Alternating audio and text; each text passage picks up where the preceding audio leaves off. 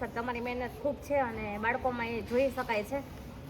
19મી season છે તો action fitness care દ્વારા સમર ધમાકા સ્પેશિયલ એક્ટિવિટીઝ કેમ્પ તમારું બાળક આમાં આવે છે તો તમારો અનુભવ શું છે? સર તમારું જે સમર કેમ્પ છે ને એનું આયોજન બહુ સરસ થાય છે. મારું બાળક બોડીથી બહુ વીક હતું. ખાસ તમારા જે બધી ટીમ વર્ક, તમારા બધા ટ્રેનર્સ છે એની સાથે બાળકોનું બિહેવિયર, ખાસ બાળકોને એમની સાથે બહુ મજા આવે છે. કરાટેમાં આવ્યો, એક્સરસાઇઝ કરી અને એનું બોડી જેટલું વીકનેસ હતી ને મને પોતાને રિમૂવ સાથે જોવા મળે છે. વેકેશન દરમિયાન મને એવું હતું કે કદાચ એને એમ આરામ કરવો હશે કે, પણ તમારે અહીંયા આવીને વધારે એક્ટિવ થઈ ગયો છે. એ પ્રોપર વેમાં બિહેવ કરે છે અને ઘણું બધું ઇમ્પ્રુવમેન્ટ છે. Thank you so much. અમારા ट्रेनर છે એ જ અમારી શક્તિ છે. आज एक भाई ने पूछ लिया कि ऐसी कौन सी चीज है जो आपको हर रोज वर्कआउट करने के लिए मोटिवेट करती है, और यही सवाल मैं आपसे पूछना चाहता हूं कि आपको ऐसी कौन सी चीज है जो हर रोज वर्कआउट करने के लिए मोटिवेट करती है. कमेंट कीजिएगा, मैं अपना जवाब बिल्कुल बताऊंगा लेकिन वीडियो के अंत में.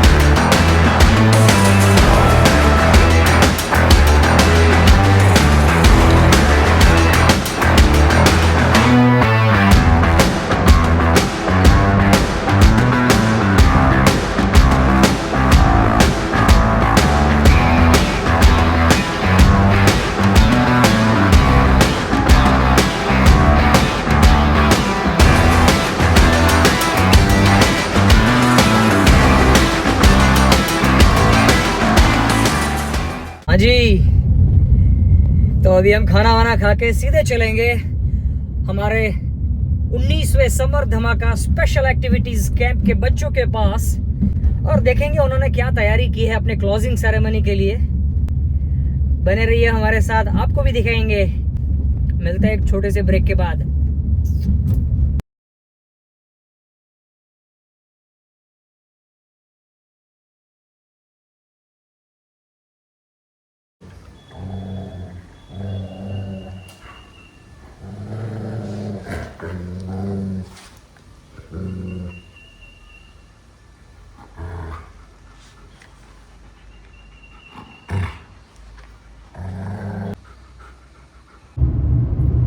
तो चलिए देखते हैं हमारे समर धमाका स्पेशल एक्टिविटीज सीजन 19 के बच्चों ने इस वैकेशन क्या नया सीखा है.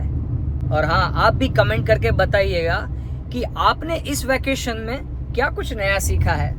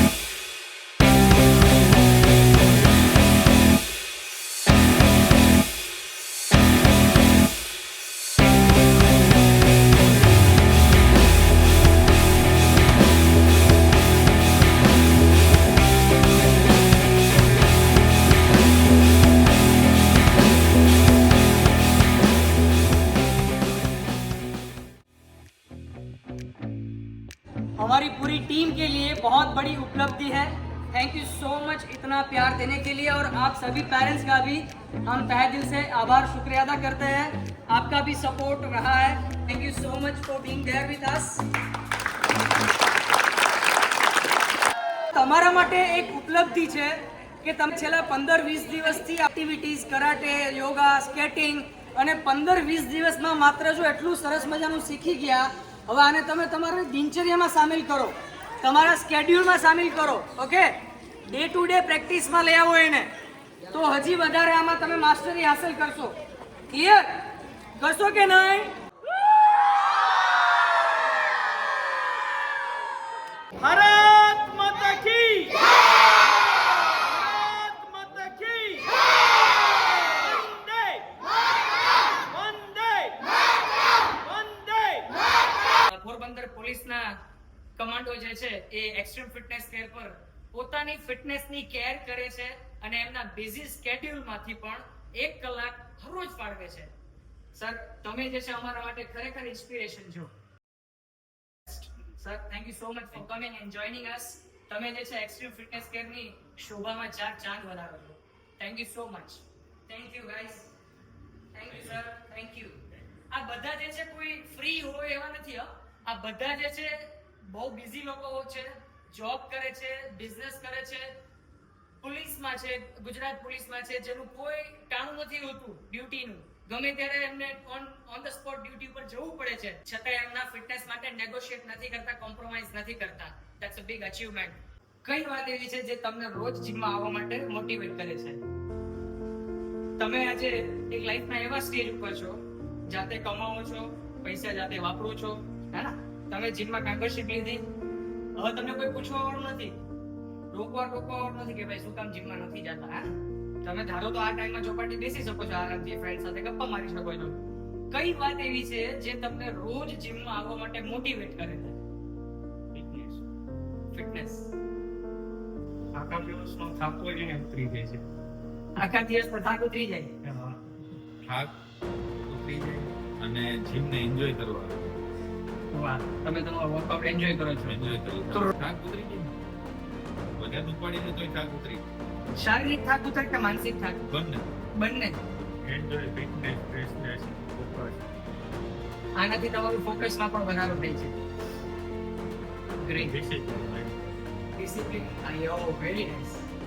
એમનું કહેવાનું એવું છે ડિસિપ્લિન મેન્ટેન થાય. હે ને, એક ટાઈમ થાય એટલે આપણે ખબર જ છે કે ચલો અમારો વર્કઆઉટનો ટાઈમ છે, આપણે 1 વાગે એટલે જમવા બેસી જઈએ કે ભાઈ હવે જમવાનો ટાઈમ છે. કેમ કે આપણ જે છે શરીરનો ખોરાક છે, એ ટાઈમ ટુ ટાઈમ ખોરાકને આપવું જરૂરી છે. કે મને જે છે આ ફિટનેસ હરરોજ એક્સરસાઇઝ કરવું ને, એ મને એક વિરાસતમાં મળી છે.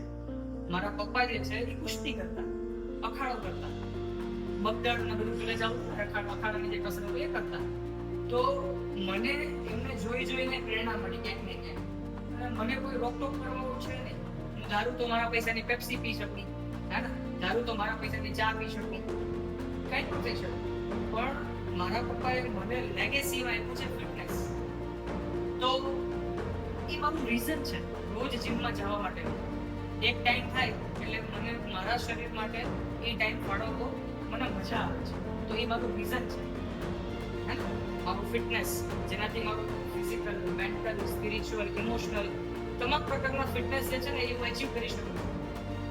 એવી જ રીતે આપણા બધાનો જે છે ને ગોલ, હરરોજ જીમમાં જવા પાછળનો ગોલ એવો હોવો જોઈએ કે આપણે જે છે જીમમાં જઈએ, જો નોર્મલી જીમમાં જતા હોય ને તો એક રીઝન હોય કે મારે પેટ ઓછું કરવું હોય, મારે બોડી બનાવવી છે, નો ડાઉટ એ ગોલ્સ હોવા જ જોઈએ.